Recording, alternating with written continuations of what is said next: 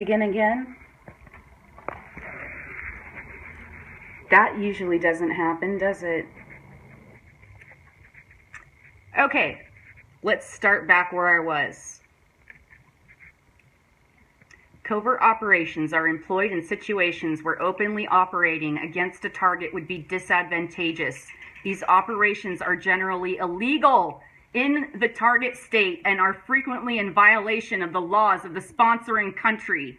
Operations may be directed at, or conducted with allies and friends to secure their support for controversial components of foreign policy throughout the world.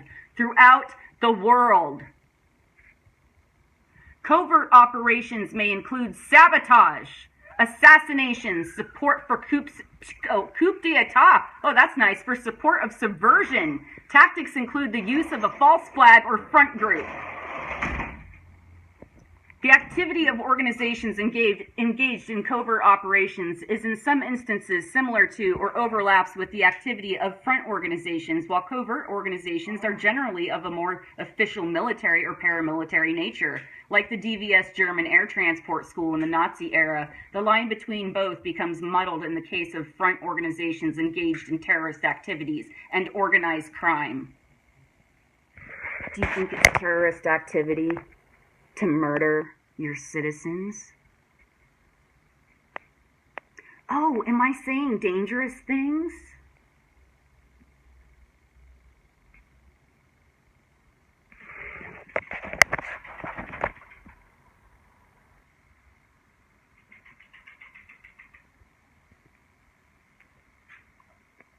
He's going back up to his room. He wasn't supposed to come down here. This is what I want to get through to you guys. That this is much more, it's much, much, much more deep than you could ever imagine. There's a reason why they're doing this. You don't plan and execute an operation like this unless there's lots and lots and lots of capital at stake. Okay? That's a dangerous thing for me to say. That's a dangerous thing for me to know. And they don't like that I'm telling you. Fine.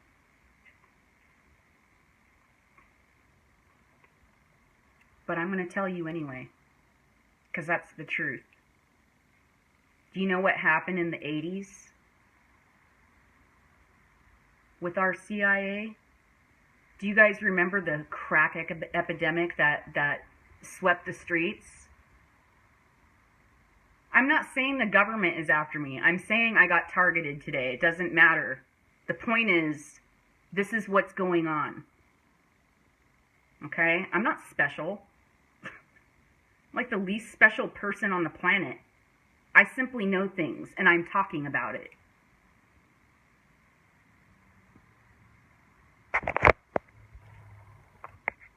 This isn't going to go away.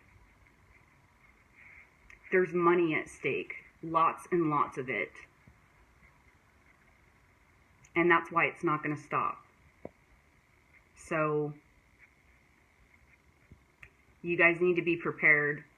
And if you want to work on, yes, Iran-Contra. Yes. In the 80s, our CIA worked with guerrilla groups to bring crack cocaine and other drugs into our country and flooded our streets with it. Do you really think that they're not doing that right now with fentanyl?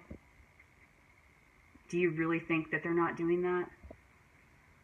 What drug dealer, what cartel is going to put that kind of drug into everything, knowing that it's going to kill thousands and thousands of people? The answer is they wouldn't. There's a formula. They sell a certain drug and, you know, there's always collateral damage, but as long as that collateral damage isn't damaging the bottom line, then they keep going. But that's not what's happening here. It's damaging the bottom line, but it's still coming through the country. Why is that? And who do they go after? They go after you and me and our doctors. Not the people that are trafficking the fentanyl into the country that's actually responsible for the overdose crisis. No, they're not doing that. I'm going to leave it there. Low-hanging fruit. Thank you. You guys got to get with it. Seriously. This is a war. I can't tell you anymore.